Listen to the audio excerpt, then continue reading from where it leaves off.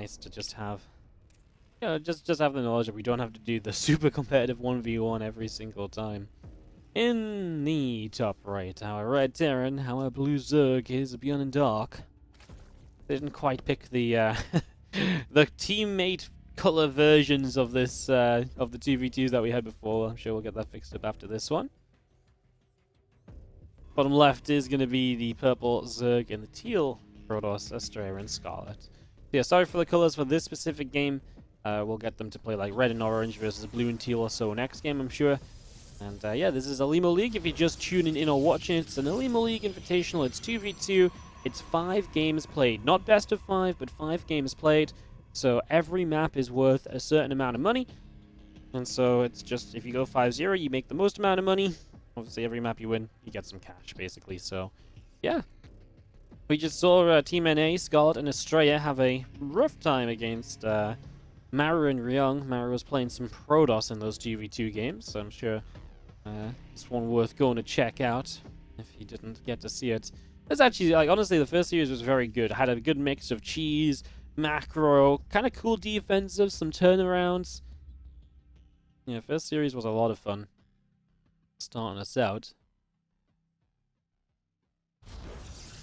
So we just have our panel on the top. So what is Astrea getting up to here?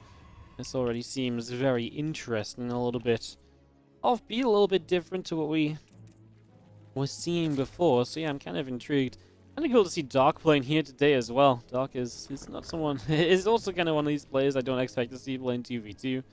And yeah, teaming up with ByuN. ByuN usually teams up with Maru, but yeah, today ByuN and Dark going to be the 2v2 combo.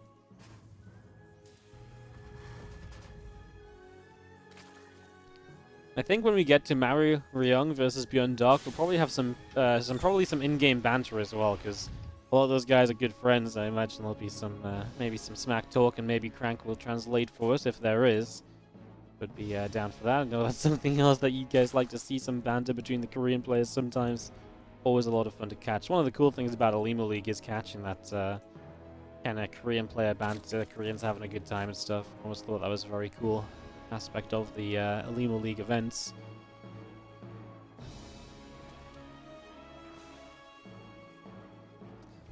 Three racks and Marines on the way from ByuN. So ByuN doing what ByuN does best, which is to make bio units. I'm going to play this proxy Stargate from Astrea, so an Oracle on the way, and we'll utilize that to get into a mineral line here and try and get some early damage done. It's going to be rallied towards Dark's base, so I'm going to go straight in and try and shut down this Zerg economy a little bit as the Marines catch an initial adept that was across the map. So that from Astrea goes down. It would have been nice to keep it alive a bit longer, bait those Marines further away, because they could be part of the defense against the Oracle, and if they're out of position, then of course more potential damage done by your Oracle. Actually pretty cool as well, something I didn't really think about, but you know, as this Oracle dives in, now we actually have like all 3 of the matchup combinations, excluding mirrors, right? So we have Terran Protoss represented by Maru and ryung, and then Scarlett Astrea playing Protoss Zerg, and ByuN Dark playing Terran Zerg, so kind of cool that we're going to get to see all the kind of the mixed up matchups. Generally, double Terran, double Protoss, double Zerg isn't very good in 2v2 just because they feel too similar of a role. It's hard to get them to synergize. It's not impossible. It can work. It's just less common. So I'd say it's kind of cool that we get to see the combo of different teams up against each other here. Actually, honestly, makes like a really fun day of 2v2, doesn't it? Ling's chasing Ling's over on this side. The Oracle was decent to begin with, then it's starting to get an SCV or 2 out across the map. 2, 3 kills, so yeah, obviously an Oracle 3 shots an SCV while 2 shots a drone, so it's much better to be in the Zerg mineral lines than the Terran ones, but after its initial reveal, I feel like you just take damage wherever you can find it, right? So going for that is Zerglings will take on Zerglings, getting a bit of damage dealt, and the Marines showing up from ByuN as maybe Dark and ByuN go pushing, because ByuN's going to have Stim very shortly, so maybe this is going to line up to get aggressive across the map and to get into a couple cool positions that you can make stuff happen in. Our Banelines will morph up together, a few more on the way in, our Marines wandering across, and again, supported by the Lings should be pretty okay here, as we're going to be seeing the Lings of Scarlett backing up just a few moments. What do we have to defend against this mass marine force? Right now, it's really just these few Banes with no Bane speed. Don't think the Adepts will do a lot here, and if the Marines can keep the Banelings at bay, the Zerglings of Dark can stick around and get so much done as well. Here are some of the units of Dark, who will also have his own Banelings to help out with. He sends some forward to try and help trade, and it works out well, clearing out the Banes of his opponents. As Banelings continue through, getting a big connection on a few Zerglings right away there. And now these Marines continue to come in, and the entire mineral line of Astrea getting blown up as ByuN and Dark will hit and hit hard. And, oh, the last few Marines going down. Everything's going to get cleaned out eventually, but again, at a pretty hefty price. Now, that said, Dark is behind on workers compared to Scarlett, but obviously now Astrea is behind on workers compared to ByuN, and, well, we'll see. I mean, Dark is still making more Ling Bane, so it looks like they're ready up to go for more. They are not done yet. These few Banes looking for some additional damage. Good block on the Stalker. Whoa, he nearly found those Banelings there. He didn't quite get his 2 Banes to explode in range, so he brought a lot of Banes low. But that was about it. Wow. Rotoran on the way here from Dark, so building that up as well. Getting the Roaches on the way out. The drones still being brought into play. And Robobay building on the side of Astrea as well, as the Immortal is on the way out too. And a hatchery just still set up on the left-hand side, so looking to make use of that whenever and however we can.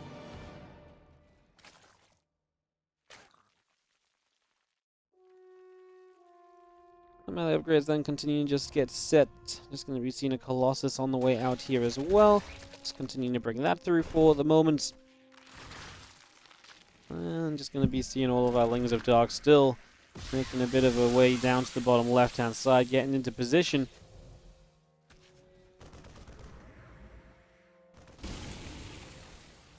Yeah, just going to be having ourselves the hatchery getting picked up, actually. So it's going to be Scarlett down at base as the Marines of ByuN really getting in and getting some value, getting some damage done. A little bit of a fight breaking out up on the top side as well. Going to be seeing these Lings trying to help out. I mean, the Colossus is really an issue. There's no good unit out from ByuN or Dark to deal with Colossus. Dark has droned, by the way. 66 drones now. He was behind on workers before, and he was still making units, but now he took a moment to drone, and the difference it's making is huge as Dark is going to leap on the bases on the left side from Scarlett. I don't think there's really much you can do to defend over here, right? These are just positions which, you know, okay, an Oracle shows up, but, I mean, it's not like you can mine from that location right now. It's not a safe place to mine from in the slightest. Really not ideal, I suppose, as we're just going to be seeing our Lings chased away. Phoenix getting a bit of damage done. Medevac's taking some shots. These Medevac's already starting to drop. Will go down. Queen here helping out with a little bit of extra damage as well. So just doing what we can, where we can. And Phoenix going back in after the Medevac as these Lings will continue to jump on top of that hatchery. Continuing to, again, just do whatever possible here so far in this game.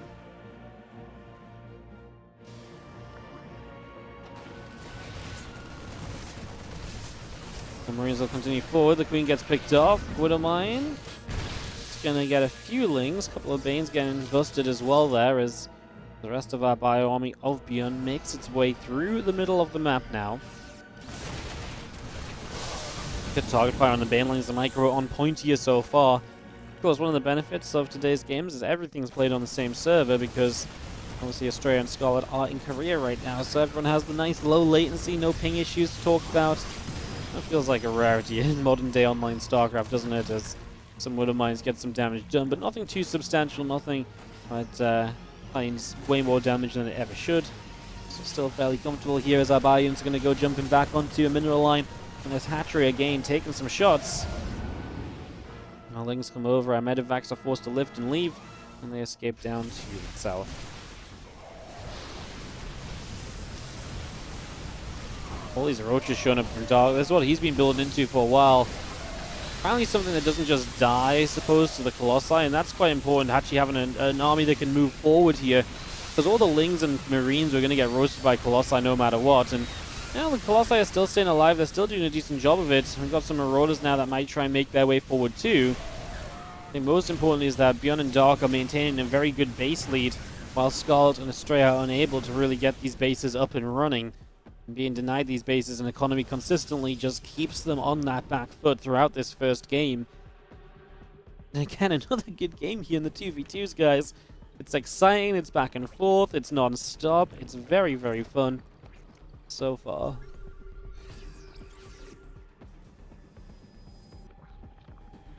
Two additional stalkers just getting warped in off over to the sides. And our medevacs will continue to lurk down on the south. Cordray will show up, and oh, there's a low HP medevac there. I was going to say that's an easy picking. And does get it, so something that goes a little bit wrong, unfortunately, is to drop another little fungal growth down. So that drop gets completely denied, but yeah, what about this main force? This army of Dark is massive. Scarlett showing up with an Infestor or two, and there's a Disruptor shot as well that hits a massive amount of roaches, to be fair. Those spellcasters were just a little late to the party, because any sooner and you would have saved the Colossi, maybe this would have been that much better. Oh my god, Fungal Disruptor is a disgusting combination, huh? Never really thought about that. I don't think we have a Disruptor shot this time as the new Fungal Growth comes down. And I think it still is just too much from Dark and ByuN, but boy, were they some disgusting spellcastings, and if you can get that combination up later in this series, if Infestors and Disruptors in a better position, I bet that's going to win a game or two, because that was absolutely brutal, some of these Disruptor shots. Damn. GG's from Astrea, GG's from Scarlett. ByuN and Dark are going to take the victory, and the first map of the series is going to go in their favor here. Congrats to ByuN and Dark. As we dive into game number 1, in the top left-hand side, it is going to be our orange, Zerg, and red Terran with a map lead, ByuN and Dark. And in the blues, Astrea and Scarlett here for this map number 2. Destroy the toys on the apartment. Yes, but then she doesn't have any toys left. And then she looks at us all sad like, where'd my toys go? It's like, well, you ate them all. And she's like, but they're gone. you know, she just doesn't get it, you know? She grew up, yeah, she did grow up a lot. She got real big. She's almost, pretty much fully grown now. Pretty much fully grown now.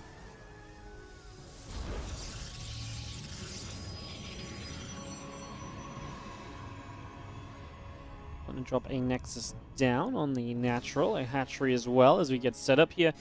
Nobody doing anything too aggressive on this map. This is the map Scarlett and Astrea chose to cheese on earlier, so that's kind of noteworthy, right? That they chose to be super aggressive on this map earlier, now choosing to not be quite as aggressive. Happy to just let this one chill out a little bit, as we do have our factory coming down. So again, that's set.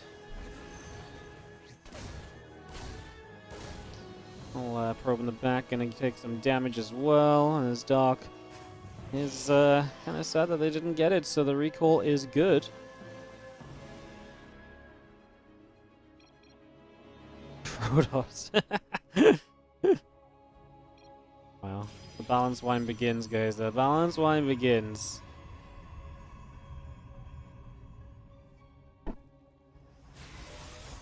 Dark finding it pretty funny. As we have our Reaper. We're gonna try and grab a drone here. Nothing too major. Just becomes an extractor. Reaper gets away. So far, so good. As we do have our Baneling Nest actually on the way from Scarlett, so she's gonna maybe be the more aggressive player here with that Baneling Nest coming online. The extra Lings just in production on the side of Dark as well, so continue to bring those through as we just set up for some early pressure perhaps. No Baneling Nest from Dark though, so if he's gonna be aggressive it will be without the Banelings.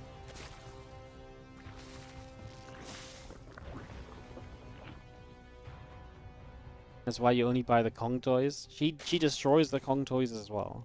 We've tried those ones. Has she been chasing any more doggos on the beach?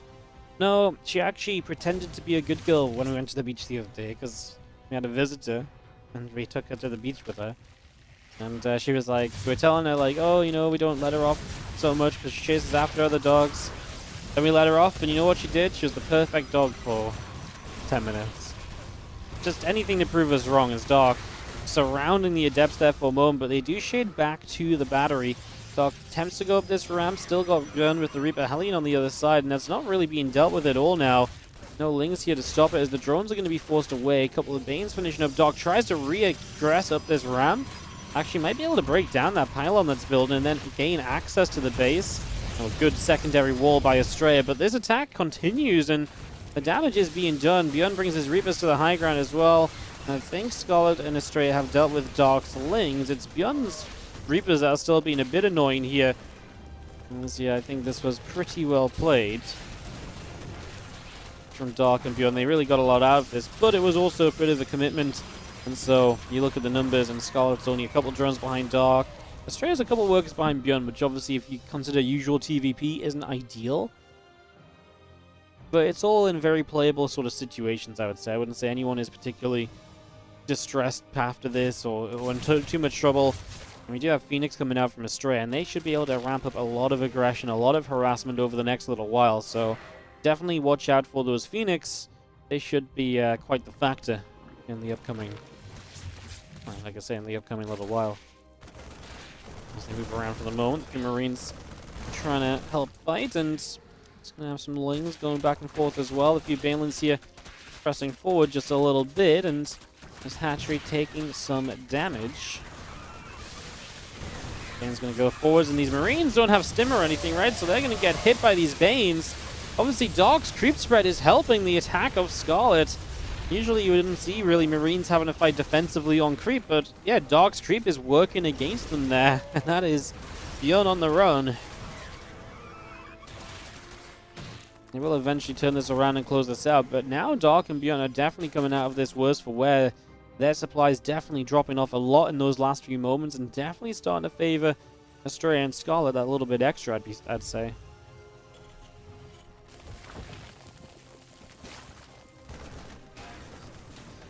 Rope toys work for your dog that loves to eat toys? Yeah, she just eats the rope. She just pulls it apart. In fact, rope toys are the worst because she gets through the rope toys in about 5 minutes. And then she just starts eating the rope. Yeah, she... Good to know that you guys have solutions for this, and our dog's just like, nope, your solutions are just an even better thing for me to destroy. You hear that, Ellie? You're destructive. No one else has as much of an issue as this. Rubber Blade coming up from Astrea, so that's going to be a chance to continue teching as well. As ooh, Dark gets a nice little run by, at least takes a few drones of Scarlett out just like that. It's a nice victory, obviously. I mean, in a game where you're actually going to straight up kill the third base. In a game where I definitely felt like Dark and ByuN were starting to fall behind, killing off the third of Scarlett is definitely a big slowdown to the Zerg, as we do see some aggression here. Some Banes trying to make the mineral line. Can these Lings get a few more drones? Yes, they can.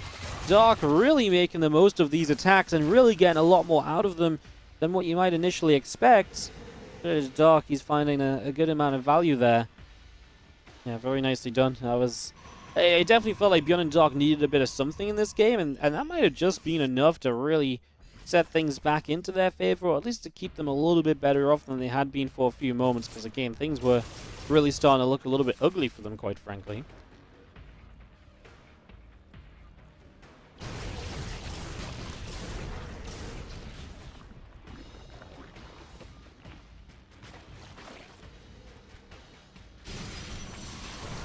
Gonna see our Marines coming forward and just gonna try and jump on top of this Colossus. Is this a little bit of overkill? No, they get the Colossus. That's very nicely done, very nicely handled, and this is gonna seemingly be ByuN and Dark kind of breaking through. Astrea still has good supply, but where is it? He's starting to lose his third base, so if he can't produce this supply in the next couple of moments with an army, he's in trouble. I guess it's all these Phoenix. They should be able to lift these Marines up, no? I feel like he's got enough Phoenix to just go lift, and just get rid of everything. I'm surprised Astrea's letting his third base go down. He's going to lift now almost as like a last-ditch effort, but it didn't have to be a last-ditch effort. I feel like he could have engaged this so much sooner. Astrea really waiting a long time there before committing, and obviously if he committed initially with the Phoenix and when the Colossus was taking hits, maybe he could have kept the Colossus alive. That felt like it was a bit misplayed by Astrea, honestly.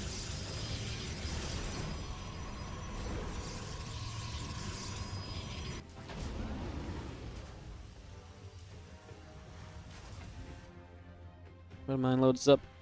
Off to the side it will go.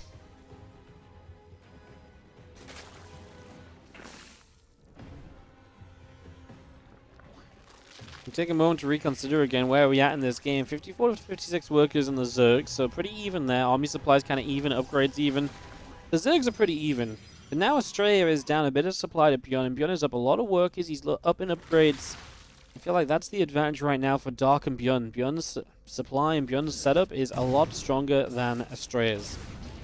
Now, definitely a world and a possibility where Astrea can pull that back, but again, having lost that third base and having to rebuild that slows Astrea down a lot in and of itself. And I really, again, will just say, I think that was just a huge mistake to allow that to go down the way it was brought down. Really just didn't feel like that had to happen.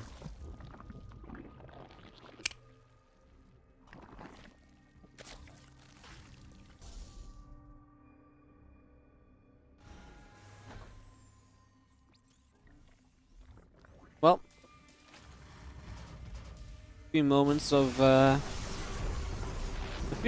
calm in what has been some hectic 2v2 games so far. Scanning out forwards, trying to see what's going on. Our Lings gonna go to the right-hand side, starting to fight against other Lings. A couple of Banelings coming through here. We get rid of one Bane. We're gonna see another Baneling trying to connect, and does manage to make it happen. Disruptor on the way up, charge and +2, continuing through. Fleet Beacon on the way down. A few Infestors and Lings on the way up as well here on the side of Scarlett. So continue to bring all of this into play right here. I mean, we've seen Scarlett be very good when she gets to those Infestors, and the Infestor Disruptor combo was kind of cool in an earlier game. Would be very cool to see that Disruptor Infestor combo again, and we are about to be on it.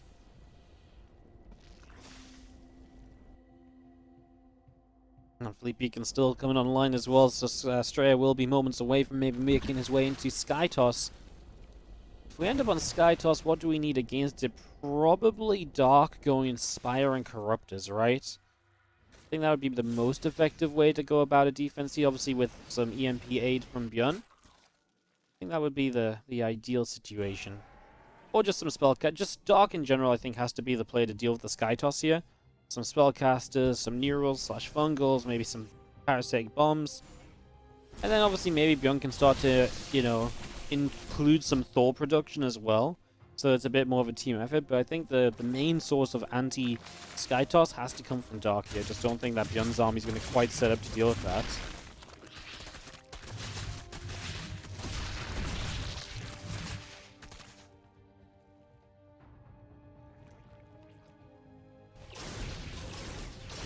Phoenix will grab an Overlord in the bottom left. Carriers continuing through, and just going to be seeing our +2 attack on the way up. You have Neural Parasite, Adrenal Glands, 2-2, Ultra Cavern. All of this continue to build right now from Scarlett.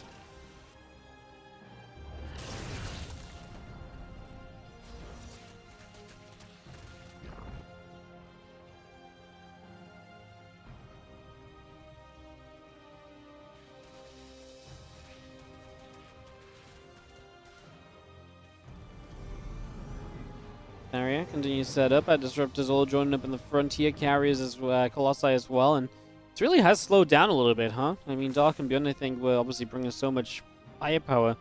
Realizing that maybe they just want to max out and get some tech of their own, because they definitely weren't teching up. Now Dark is on the way to all sorts of tech, Ultra Cavern, Vipers, as is Scarlett. So the Zergs definitely have similar ideas about what to do in this later stage of the game, and start to make the most of that. Some Lings along the left. We'll get rid of some Banelings. Also nice to find some success.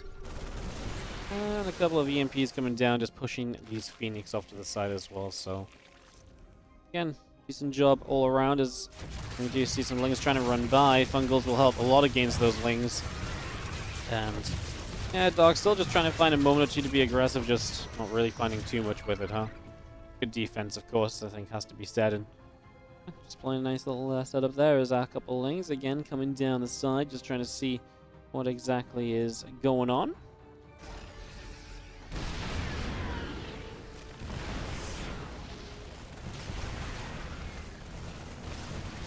Disruptor shot that gets actually not as many Marines as I thought it was going to. That last second pickup from ByuN was good. to save the day there for just a second. So nice little save. As the scan comes through, just going to be seeing the drones taking a little bit of damage. Big bio army stimming to the upper right. Are we worried about how much tech Astrea is getting to as well? Because originally you could see that ByuN was maxed out while Astrea was on 150 supply. A lot of that is because Astrea was originally building into just so much more tech, but now he's going to be maxing out on all of that tech. Is he ending up on an army that just can't really be fought by ByuN and Dark? A lot of carriers, Colossi Immortals. I mean, it's all of the tech units, right? He did just lose a 4th base, mind you, so Dark at least finding a good run by to slow him down in one way or another. That actually feels very important based on the way that games are going at the moment.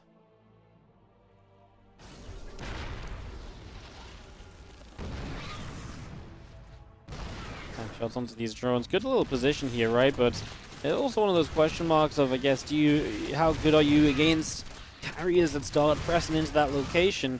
I guess that's what the Vipers are really hoping to achieve, being able to shut down some of those carriers as the Ultras continue to move around. Carriers will come forward, and I mean, looks like we're just gonna. I mean, honestly, it's just ByuN and Dark are basically just shutting down a base location at the moment.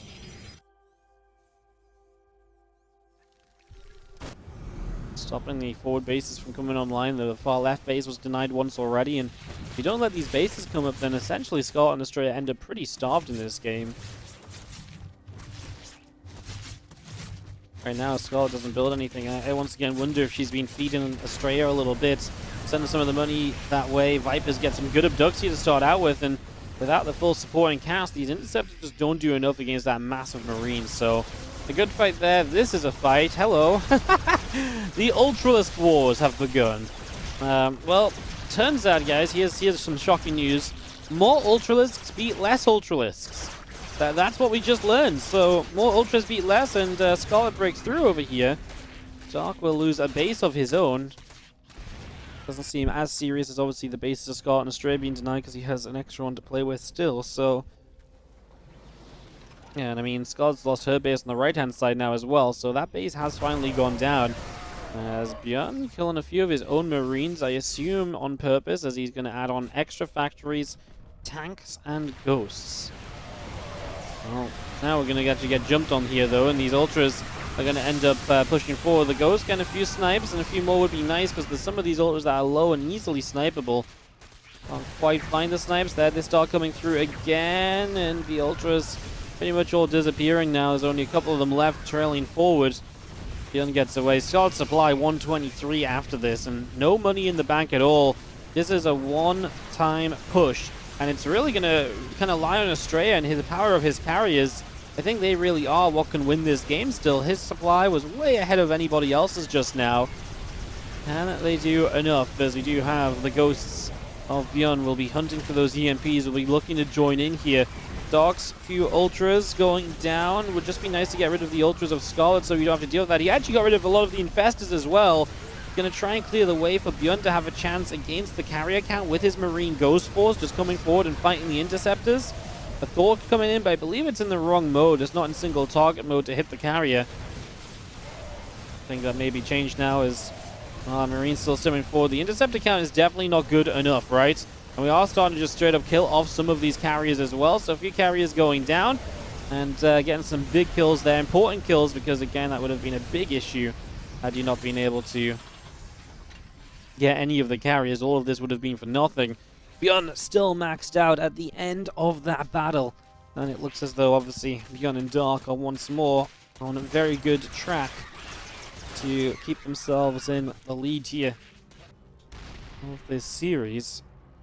Would be up to a 2-0 scoreline. Has every map to date worth prize money. I mean, Scarlett's basically dead in the water here. Her supply's so low, she can't rebuild.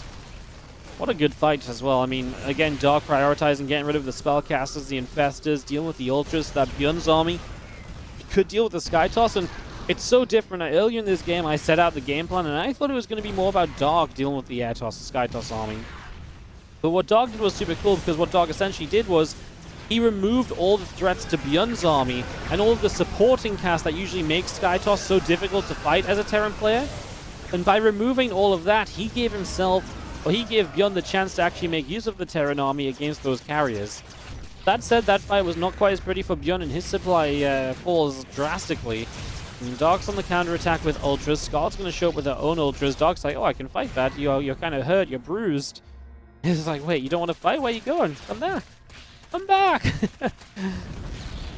Ultras continue to chase around. Just going to be seeing the carriers firing out their interceptors going towards an Ultras there. The sensor tower going to get knocked down as well. A couple of these orbitals are going to be falling victim too, so they're also going to be dropping off. And the Ultra's going to get back on down at the bottom side here as they continue to go through the bases. It's just this carrier force. We just have to get through this. The interceptors are back, and I mean, pretty much for the last time, there's not going to be the money to rebuild interceptors even after this attack is, after this counterattack of Dark is done.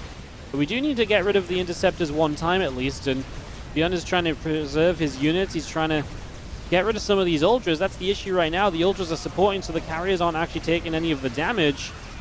And so this army of Astrea is still going undefeated for now. You're going to see one more Ultra going down. It's almost purely carriers remaining. Do we have enough anti-air? As I guess you've got a while to just back up and give space to these carriers and to give yourself the time you need. Maybe not, though, if you get an interceptor on the way back into your base. You can see these interceptors are putting in some serious work. Scarlett's down on 8 supply. There's absolutely no response to the Ultras at home. Astrea doesn't have money, so any interceptor that you kill right now is not going to be remade. And that is how you win this game, by killing off the interceptors that cannot be remade. And you can see it now, right? These last few Marines are actually starting to stand strong because there's no damage output, because the interceptors are gone. And it felt like a scrap, but in the end, the supplies are very telling. I mean, it's just a lot of Dark supply wasn't really helping in this fight. Dark and ByuN 2-0 against us. In the top right-hand side, haven't taken a map yet. They did start 0-2 last time around as well, and then they were able to take one back. We'll see if they can find it now. It's Astrea and Scarlett in the top right, playing in the blue colors. Bottom left in the orange and the red, Dark and ByuN.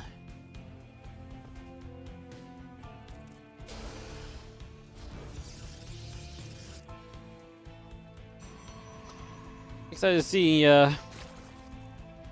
what continues out of this, because again, it's been a very fun 2v2 so far. Remember that we do play all 5 maps between these two teams, and then we have one final matchup after these 5 maps as well.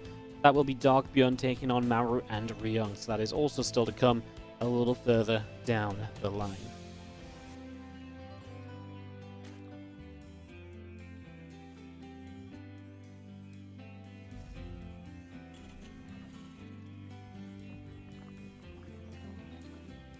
CC up on the high ground to start us out, and just going to be seeing a hatchery coming down from Dark as well, so just getting that set up.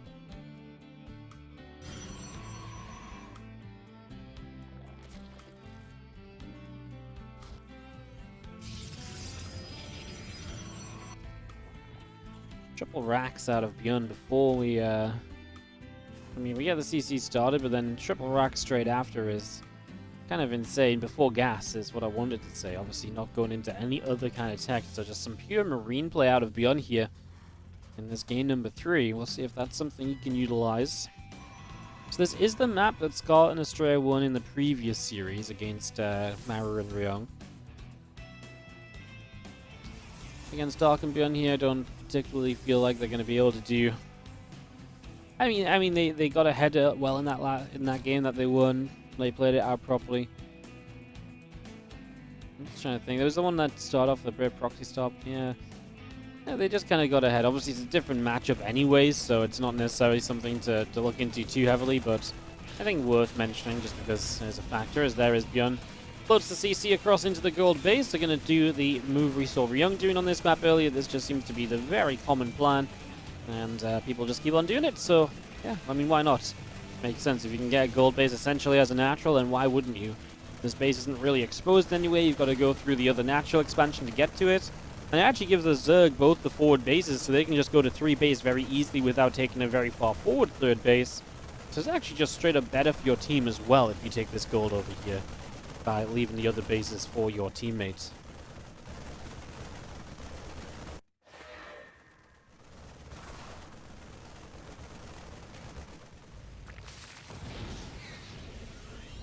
Still nibbling through the rocks. Obviously, they would like to open that up just in case they need to move units over there to defend eventually. That's still something they want to try and go into. As our Marines continue onto the rocks for now. Just hoping to clear that out. It is going to be Phoenix on the way from Astrea, but not double Stargate Phoenix. He's going to go Robo Facility. I wonder what he does exactly right now, actually. That's going to be an interesting question, huh? Kind of lifted SCC, dropped the SCVs inside of it. Yeah, it works like a medevac, right? It's essentially just a medevac.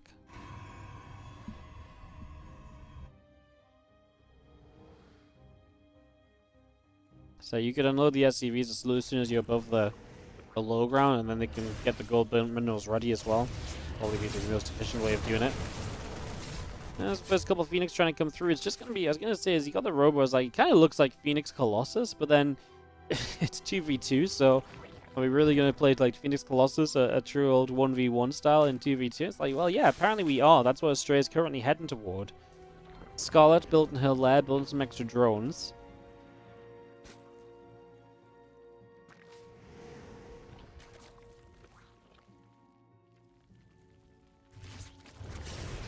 Phoenix and Immortal coming through, just going to get the Phoenix nibbling and nabbling, taking down another drone there.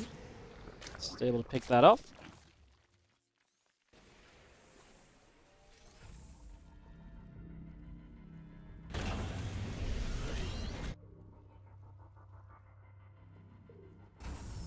Just coming back around once again, going to join up together, just going to see the +1 attack upgrade coming through on the side of ByuN. Again, very just Marine heavy for him initially.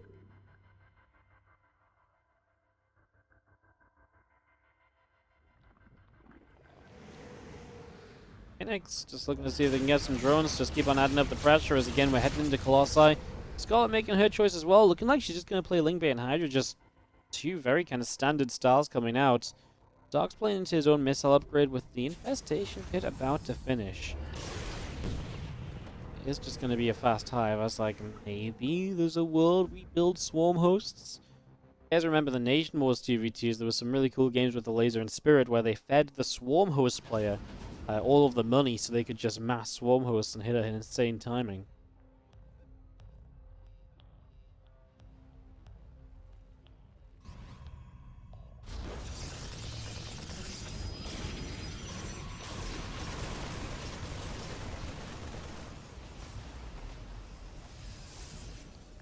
Queen's unable to get into the base, and obviously the Phoenix able to deflect that drop, so that is one of the benefits of the Phoenix, and it's already coming to fruition here, so nice to see it, as we do have more Marines join up in the center, and right now this feels like ByuN kind of on his own little mission.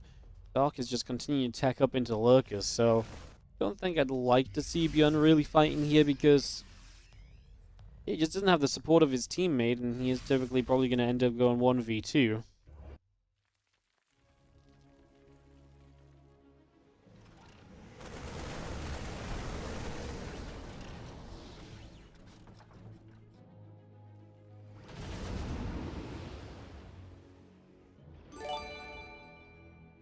What's up, Solid? Thank you so much for the 19-month resub on the tier 2 as well. Thanks for going above and beyond and supporting the stream. Appreciate it, mate. Phoenix gonna come along and just gonna be getting rid of a few more drones.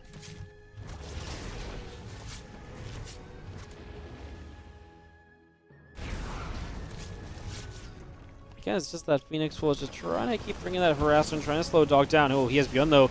Gets into this gold base. We're going to recall, I assume, Colossus here. Super Battery will be a target. No, he recalls the Phoenix to kill the Medivacs on the escape. It feels kind of risky. That feels like something that could go very wrong very quickly, but hasn't just yet as our Colossus continues forward. These Marines still taking some damage.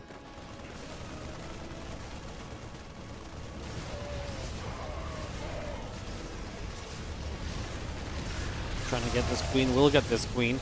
Start things out. Just going to see the Lurkers on burrowing and deciding they can disappear elsewhere now. So away they will go, disappearing into the distance.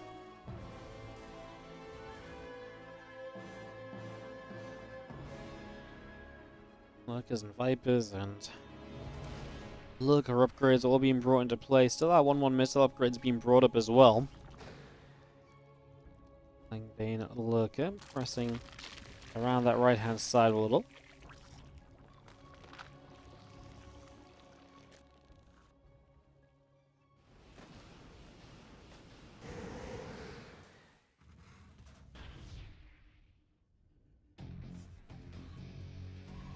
He's going to come running up that right-hand side, going to be able to get on top of this mineral line, but again, the defenses seem pretty good.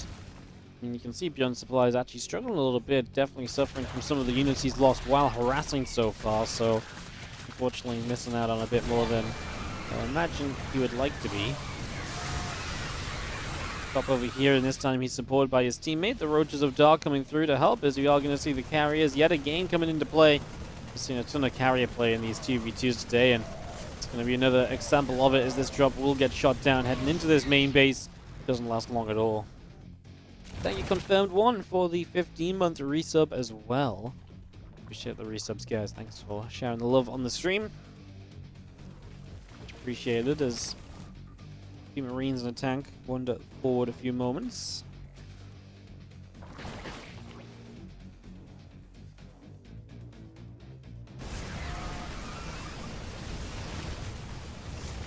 Let's continue to pull back. These few banelings will take some additional shots. We lift up very quickly. Lurker's getting across there, able to push that back straight away. Nicely done.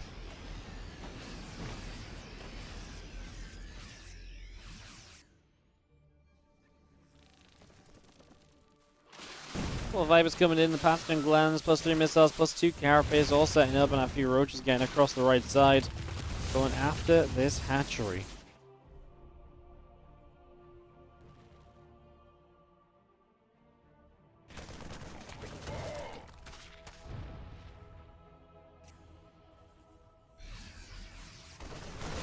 Hatch taking some hits, our Marines get forward, our Phoenix going to take some damage, a couple of them going down quickly.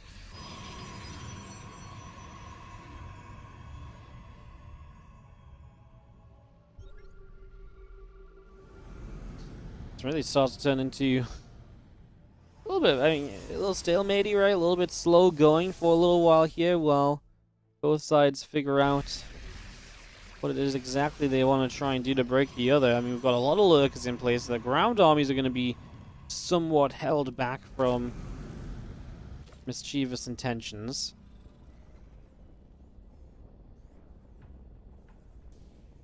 That's why the drop play, I guess, is a good idea until you get caught by the Phoenix / the carriers, and then the drops get denied. This could actually turn into a very long game with the way it's setting up right now.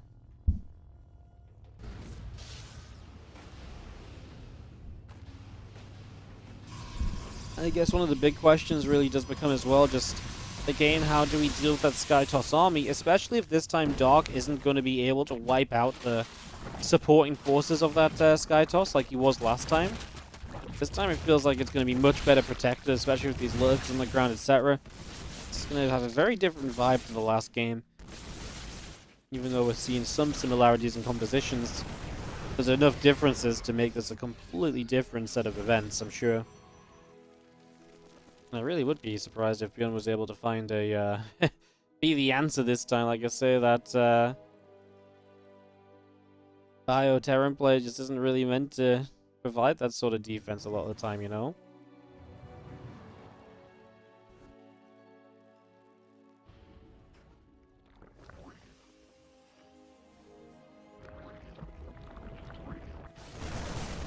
Marine's gonna stim a few of those Phoenix taking some shots.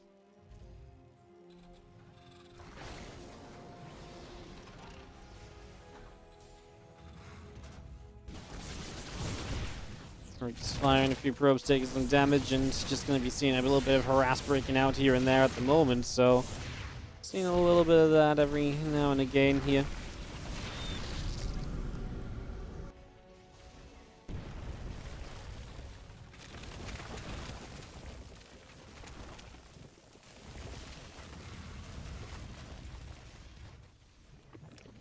Slow push forward. Obviously, we do have... I mean, this is a map that oftentimes ends up in split map in these scenarios as well because of the the layout of it. You've only got these real two attack paths in the center. And as we take the middle of the map, I guess some of these drops across into this gold base and so on become a bit more common. As Super Battery goes down, the Zealots kind of just melt to the Marines, so they do not last very long. Meanwhile, we've actually got the carriers going on the bottom, so the air attacks definitely seem to be pretty potent, and obviously ByuN will need to find a way to push this back. He's on his way to Ravens, by the way. Problem is, ByuN's army that can really help to push this back. The Thors are very slow moving by the time you get here. There will absolutely be a recall out. There is no way that Astrea is not just going to end up recalling out of this, right? And I pretty much just refuse to believe it as the EMP goes down. This carrier still taking some hits and is going to fall.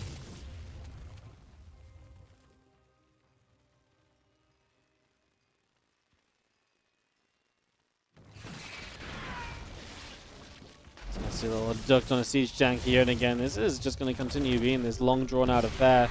Look at resources lost. ByuN's definitely been the worst for wear, but at least Dark's been pretty efficient in his game, so maybe overall that evens up. The income graphs, as you can see right now, well, not graphs, but income tabs. Yeah, Scarlett's mining, Astrea's mining a little bit less, then ByuN, then, you know, Scarlett and Dark. So everyone's, I mean, it's even in a lot of ways. Scarlett has a ton of money to spend. I guess she's figuring out what exactly she wants to rebuild into exactly.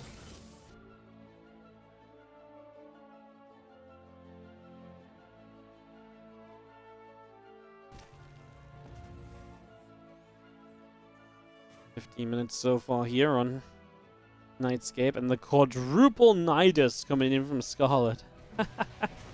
Yeah, well, I mean, honestly, it's becoming a totally enough game that quadruple Nidus might even be sort of realistic. If the first three Niduses don't succeed, maybe number 4 will, right?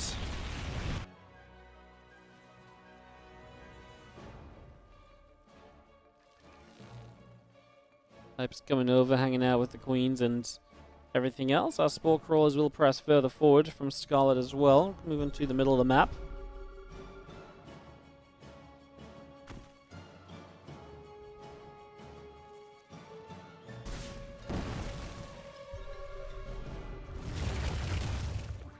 $16 minutes and they're locked in against each other right here.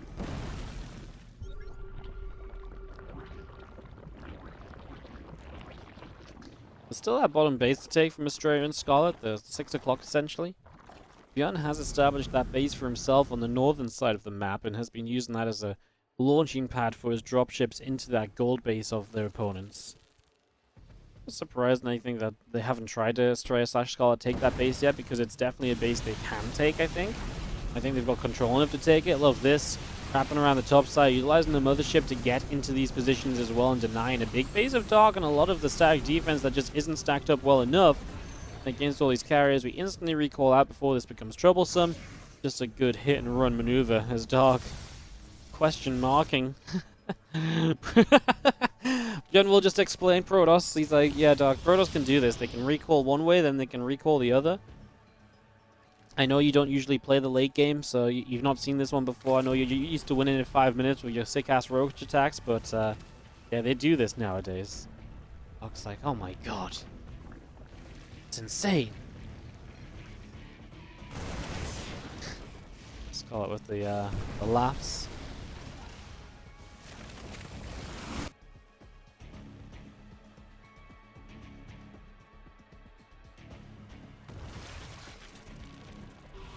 Well, I'm just going to start pressing forwards. Our locals will be burrowing up, and our Spore Crawlers are going to be taken down here initially. So, a couple spores going down. We got a nice little abduct off, and just going to be seeing the, once again, carriers coming down this bottom side. Going to go after SEC, denying that immediately.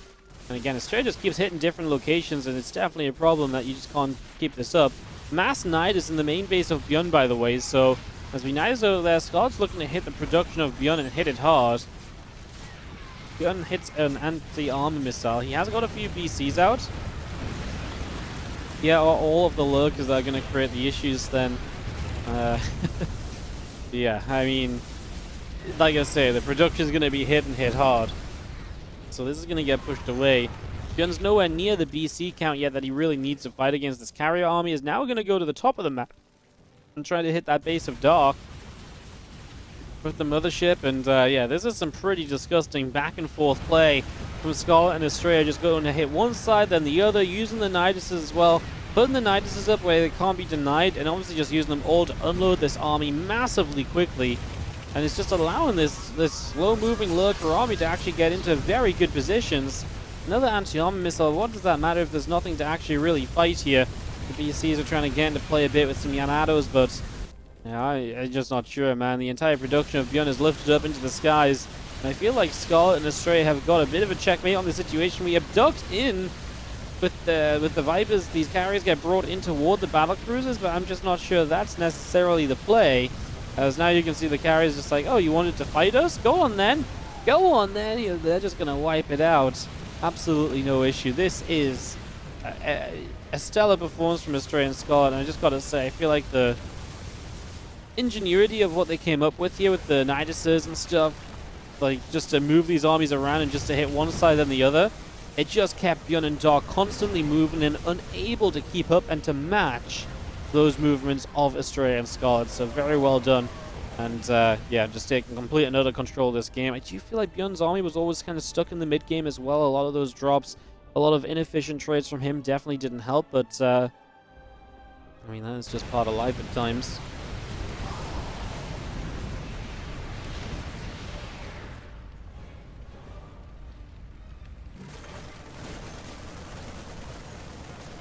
So yeah, at least have a handful of low HP Marines trying to clean up the Niduses. Infestors are just fungling. Oh my goodness, they're going to kill everything.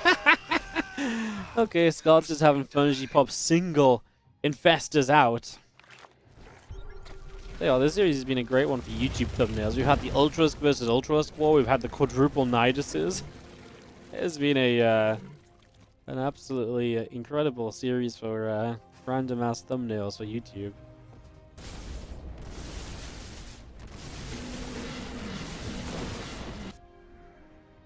Wouldn't Viking Liberator have been helpful? Yeah, probably. I think ByuN's issue was, I mean, he's obviously had money. I mean, you can go Viking Liberator, but you also still need a way to help support against the spellcasters, right? I think it's the issue at the end is, yeah, hello.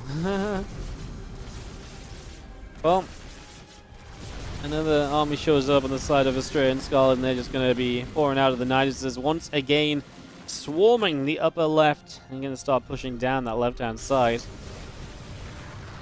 Just going to see the Ghost Academy will be in quite some trouble. It's going to go down, so will the barracks, so will the starport. Man. All these overseers, actually that's kind of expensive. Just a ton of overseers stuck in like observer mode. It's actually a real expense for Dark. I mean, it's not cheap to replace in the slightest.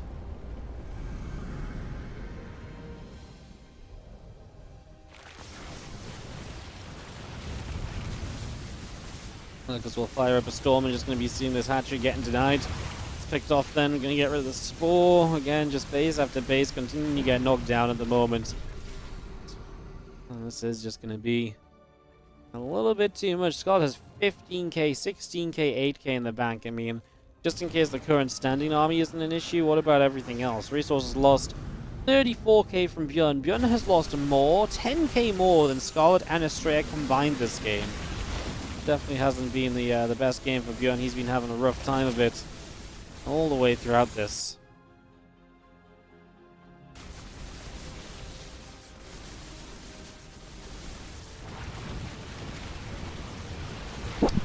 Well, in we go. As the Corruptors will try and fly through to make a difference. Dark is going to jump on this. It's going to be seeing our storms coming down as all these carriers continue to take some hefty hits. I mean, okay, the Corruptors actually do very well.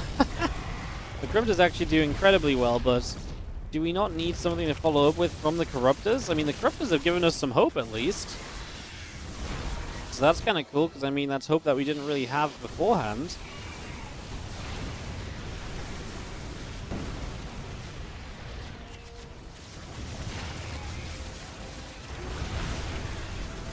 Obviously now you see pushing forward with everything else. The Libs getting mass neural, but the tank's actually putting in some work, and the lurkers are actually dying pretty quickly.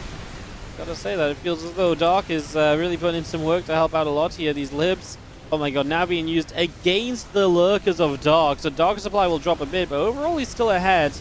He's morphed in a bunch of Broodlords to help against the ground army, and he starts to push on forward with those Broodlords, and he is going to help to defend this. And wow, Dark carrying hard right now as he has a little bit of support from ByuN, but nowhere near the support you would usually have. He's able to turn around the attack of Astrea and Scarlett there. That is crazy. I mean, Scarlett still has absolute bank, so it's going to be tough for Dark to continue working on that. Because Dark can't actually mine from the top left bases still because they've been denied a few times, so he needs to get those. Otherwise, yeah, I mean, he's already basically out of money, so rebuilding is already coming to be off the table, but there's a lot more rebuilding to be done in this game when you consider Scarlett's current bank situation.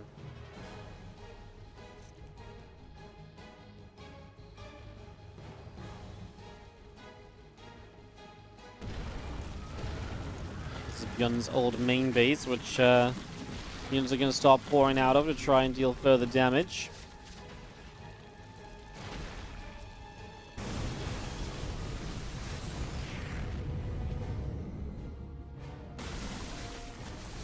Continuing forward, Hive is going to take a bit of a hit as well. Hive will go down. These Hydras and Lurkers continuing through.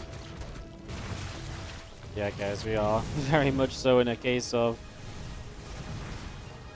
we're very much so in a situation of just absolute desperation mode from Dark and ByuN. Honestly, I feel like Dark's army was good and Dark was able to take a very good fight. It's just, you need a follow-up from that still. You still need a little bit more, and when you recall away these carriers, ByuN's going to GG out of the game. So ByuN's going to leave. Dark isn't going to leave yet, apparently. Dark's going to stay in it with ByuN's Liberators on his side.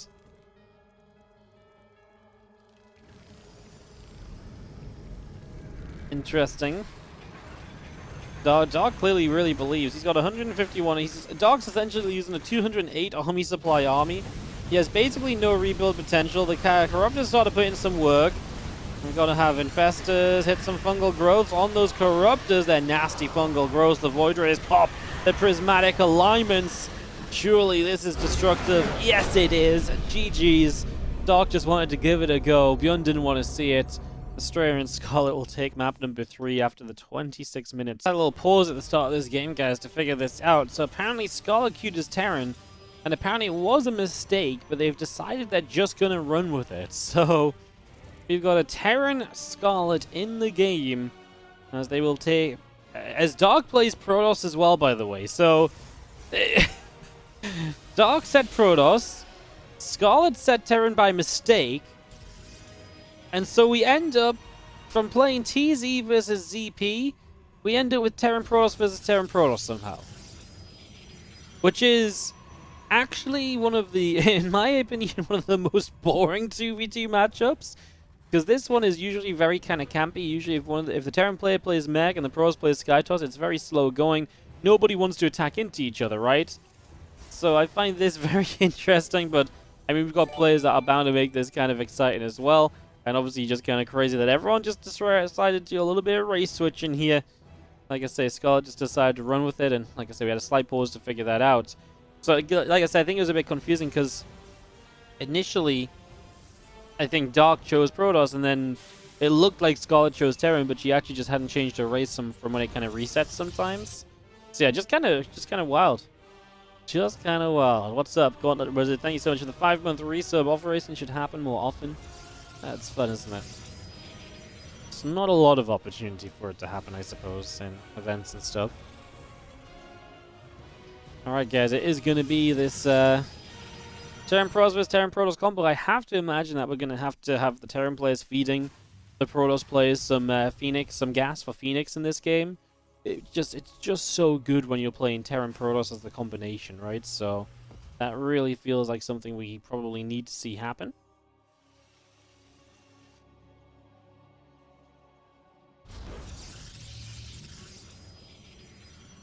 Factory from ByuN will finish up on the top side. He's just going to fully proxy, so he's going to go proxy factory, proxy starport, tech lab. On the factory, what could this be? Some kind of cyclone drop? We could maybe see just tank medevac, tank Viking. We could absolutely see something wild like a fast cloak banshee.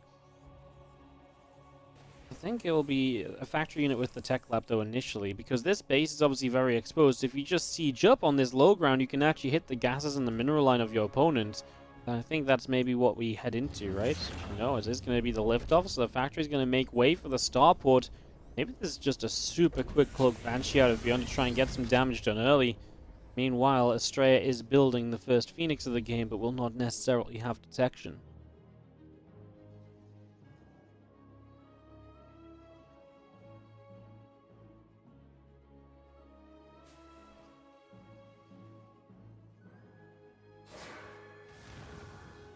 Back at home, Dark, he's just going to go into Blink himself, and both players will end up expanding. So ByuN will also expand here.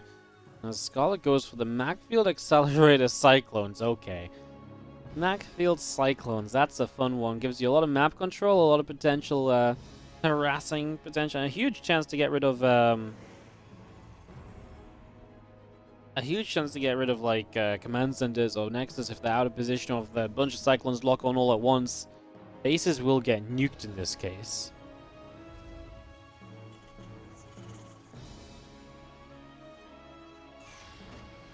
Obviously, the Cloak Banshees of ByuN hoping to be extremely disruptive. There will be the anti-air for Scarlett and Astrea. They both have anti-air units, Phoenix and Cyclones. The question is, will they have the detection available?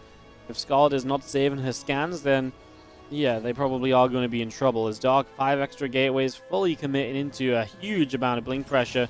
As right now, these early units even just across the map and pressuring. So these first couple of Stalkers in some trouble. Some Marines going to be showing up.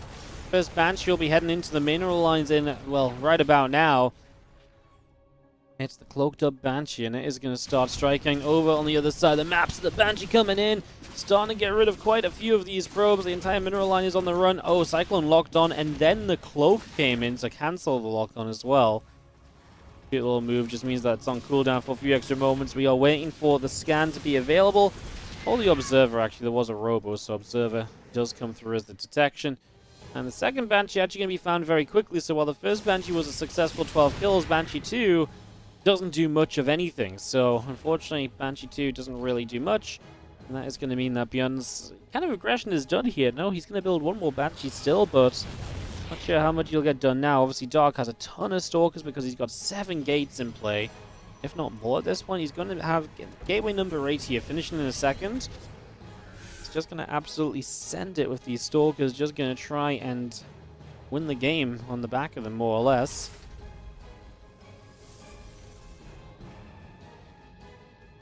Well, as they come up the ramp, there's a Stasis Ward, and that's going to catch a bunch of them, so that's already a bad loss for Dark. Unfortunately, now his Stalkers are stuck, and that's a little bit awkward. Cyclone's coming to chase the Phoenix as well, and obviously now Dark has to find a way to eventually evacuate these units out of here as well. This is getting a little bit wild, I have to say, as the Banshee comes back in. So he's being forced here and there all over the place by these different units. Job well done on that one as we have our Stalkers jumping into the main base. Is this going to be enough? The Phoenix will lift up a bunch of these Stalkers straight away. A lot of them die. We try and recall the units that are lifted, and we actually do escape with some of them. I think the problem is that this is essentially 1v2 because ByuN's forces aren't there to support this at all. So ByuN isn't able to help out enough in the actual fights, and that is becoming quite costly.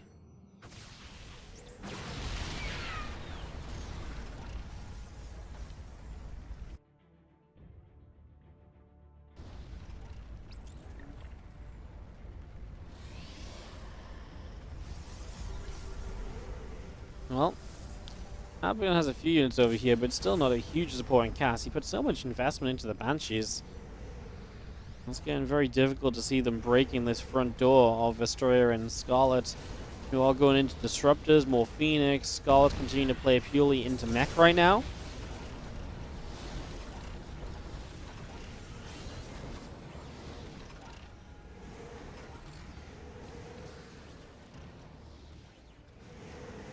And so we'll start to press forward as attacks on the Cyclone coming in.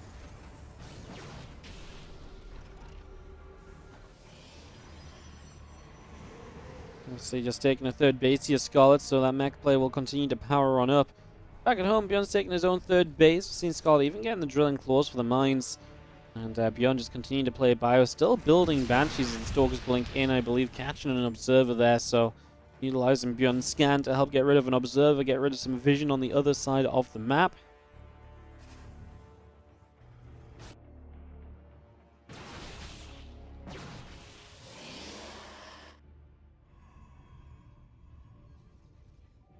Stalkers were there, able to deal some damage.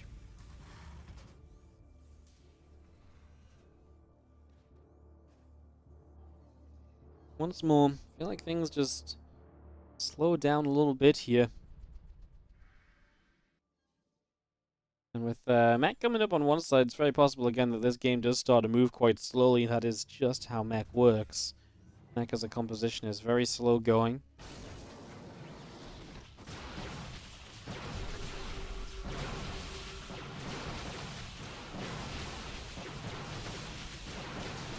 Stalker's gonna continue to knock through this set of rocks and work our way through this. Obviously, we do have this opening will give better access to some of these bases that the NA squad are expanding towards. Stalkers, they were almost thinking about getting the disruptor and blinking out.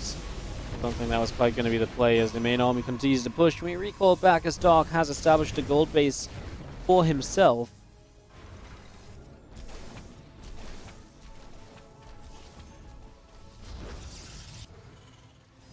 A double cloak Banshee. I'm going to come in and find some more probes again. I mean, credit to ByuN, these Banshees have found damage throughout the game. I'm actually quite impressed by how much they were able to do, all said and done, I suppose. 6 Banshees dead, but they killed 32 workers overall. And obviously caused a lot of lost mining time, a lot of disruption. I was kind of skeptical about the Banshees at first, and I do feel like it didn't actually line up too well with the attack of Dark, but honestly, I feel like at the end of the day, it's actually been kind of alright. And this is why Dark's playing the Blink Stalkers. All of this space around the edges of the main base and able to kind of just jump up and start picking through structures and units and workers. Just absolutely able to take full control in these positions. Getting a lot out of those setups. So yeah, just making use of the map. Absolutely. Making great use of the map so far.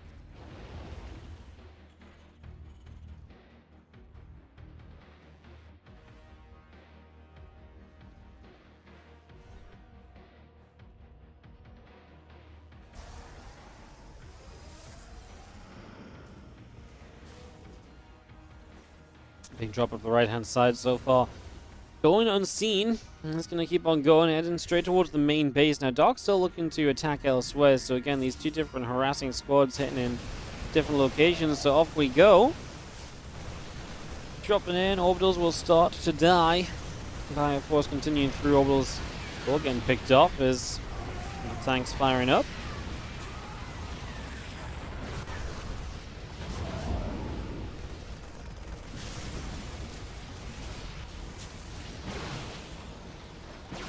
The Stalkers want to try and get rid of some of these tanks. Obviously, one of the things about mech is it is a bit immobile and has to be positioned well. So if it's not in position straight away, you can be in trouble. And that's exactly what you're trying to benefit from right now, as disruptors are left on the cleanup here in the main.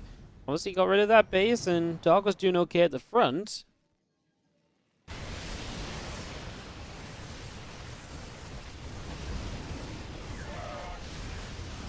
And this drop now seems to really be on its final leg. Some low HP medevacs. Even if they get out of here, probably want to just start heading home to get repaired up at this stage. Definitely starting to look worse for wear. As we knock down some structures around the edges and... well, again, just trying to put Scarlett and Astrea into as much trouble as possible in this game. You're going to see our Stalkers trying to ping through the depot.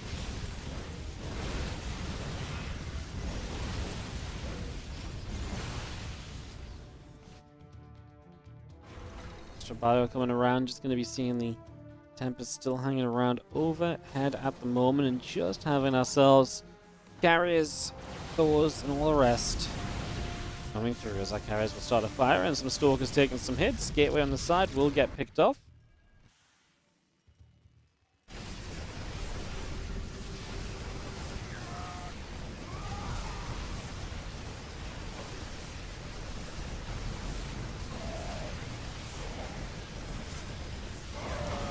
Continue to fight. The few Hellions going through. Marine Marauder will lift off and escape away in the medevacs there.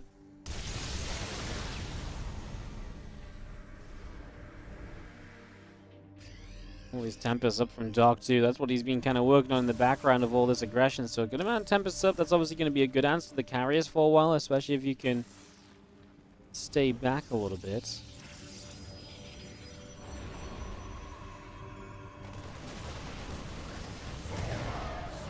Dropping into this main again. I tell you what, Dark and ByuN have been so good at utilizing the setup on this map.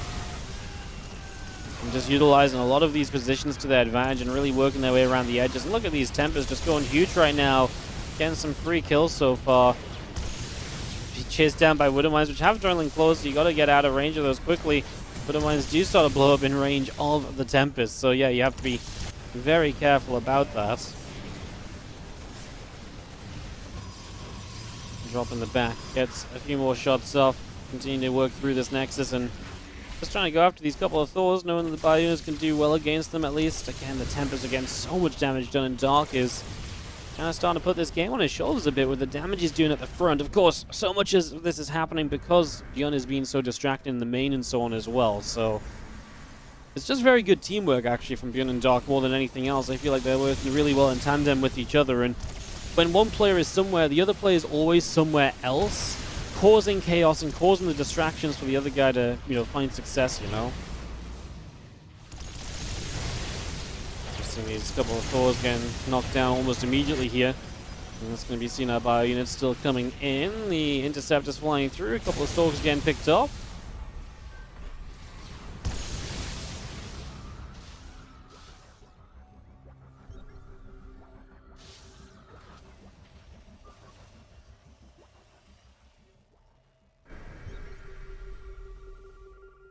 Tempest carrier, Tempest Mothership all coming through here at the moment as you're going to go and take down the siege tank. And just going to be seeing the orbital command in the front is going to get knocked down as well, so it gets picked off straight away as you just have this attack still pushing through. There's been no answer at all to these Tempests. Like, there's a little ton of carriers up from Astrea, but I don't feel like we've seen them fight a single time. If these Tempests just push forward, another Revelation is really useful because it gives you the extra vision range to utilize the Tempest in full. The Colossi are going the wrong way here. They're pathing into the main to deal with the drop of ByuN. Is going to cost you 2 Colossi immediately. Some of the Thors in the front are not going to have too great a time. Going to drop a Time Warp as well to keep them back a bit. Slow down their attacks. And these Tempests just keep on trading in. I mean, they're just whacking away. They do so much damage against these Thors, and yeah, just knocking one down after the other. These SCVs trying to repair. Very fruitless effort, honestly, as they clean up these last few Thors, and at least the carry is going across the map, so Astrea says, yeah, maybe I can do something. Astrea's army supply is at 136. Scarlett just straight up GG's out of this game. Astrea's carriers are going to go on the offensive and see if he can get it done with the carrier all in. Well, now I think Dark realizes he should just come back, because if Astrea is the only threat, he just needs to come and help out against these carries. There's Ghosts going down before they drop EMPs, so a little sloppy, little messy out of ByuN. Here are the Tempests chasing these carriers down, and they will absolutely nuke them once given the opportunity here. A couple carriers already starting to drop, and again, the Tempest putting in some serious work so far.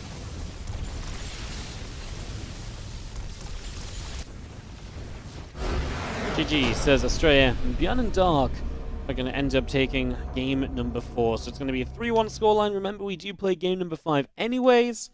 ByuN and Dark are going to see the loading screen be loaded real quick to this one. We have got in the bottom left-hand corner the red Terran player from the Shopify Rebellion. This is ByuN.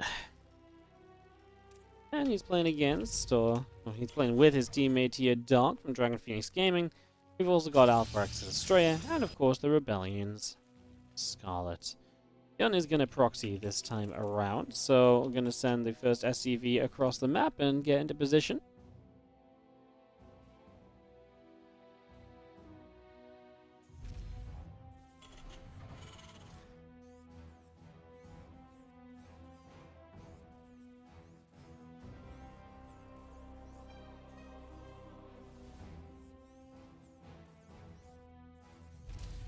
And there's then the proxy barracks coming up on the upper left-hand side, so that's going to be ByuN's plan.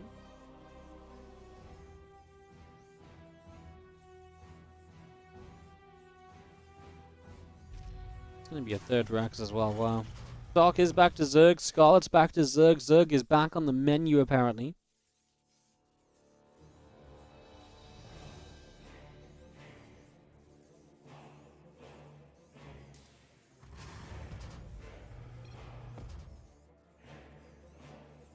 Dark, a little sad face as a scout comes across the map.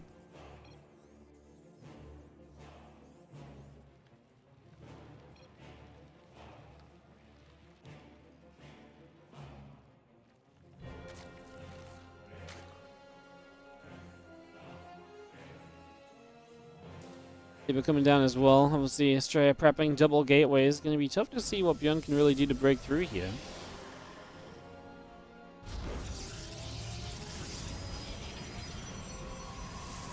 With this gate's finishing, going to start Chrono boosting out the Zealots. Scarlett, their first Queens, first Lings on the way up.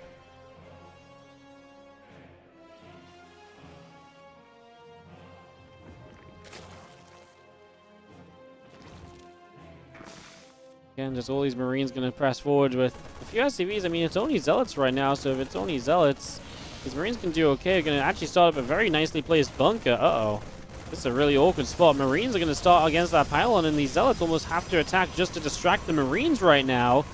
That pylon's going to go down. Are we actually going to stop any more Zealots from getting out here? It feels possible, no?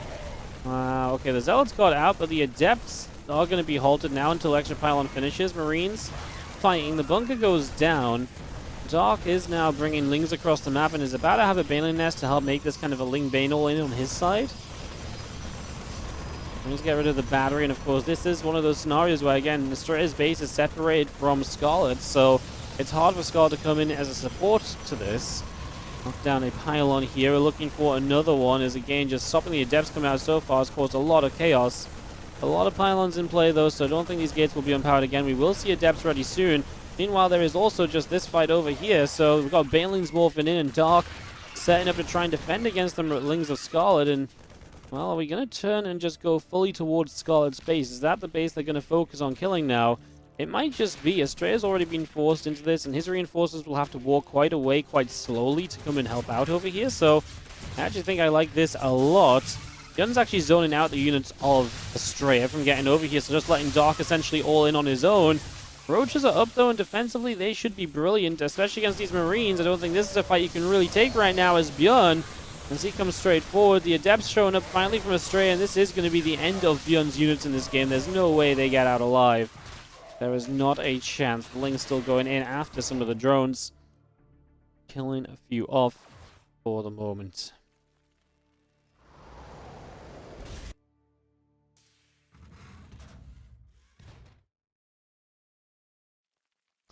Well, Astrea and Scarlett have seemingly held. Scarlett's down a few workers, but yeah, I mean, I guess she has a natural at least. Dark has a hatchery too. Astrea's up a few workers on ByuN. These Lings actually getting a great catch on these Devs, and in the slow zone as well. They can't get away. The Marines really helping. If we get rid of these Shading Adepts first, which we do, then every Adept should die here. Oh, what a catch. Astrea's army supply drops to 0. Absolutely nothing in play. What a huge loss from Astrea, losing way too much all at once. He's warping in a sentry. A few Marines maybe could have got up the ramp before the sentry, but now it's a little bit tough. Scarlett's whole positioning on her side with the Roaches not letting anything walk up the ramp at all. Doing a pretty decent job of that over there as Ling Bane turning back around, deciding which direction it really wants to play in. Obviously, force field is kind of essential. As the Lings are force fielded in, the Marines are attacking on the right-hand side. Going against these few Roaches. Scott's going to start building some more Roaches right now. The Lings are going to get by. The Banes are going to start getting by. Marauder's showing up to help against the Roaches too. Scott's going to type GG, and I imagine Astrea is going to be very dead very quickly after as well.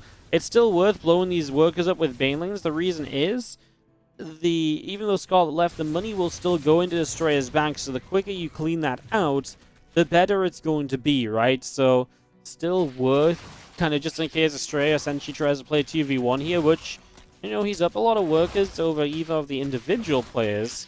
Obviously combined, he is still behind, but as he kills off a lot of Dark's economy, maybe there is perhaps a way. This hatchery will go down.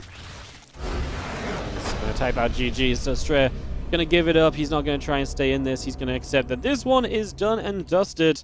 And it is going to be ByuN and Dark taking 4 of the 5 maps and banking a whole lot of cash. Again, every one of these